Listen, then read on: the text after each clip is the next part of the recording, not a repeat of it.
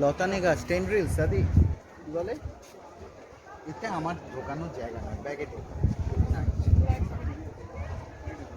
আর রবিটা বার করিস না।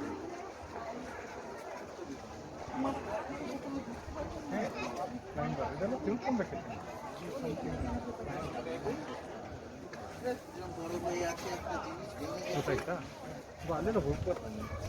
এই দেখ লাউ হয়েছে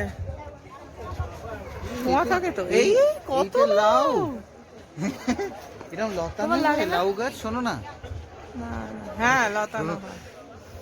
তোমার লাগে না মাম্মা?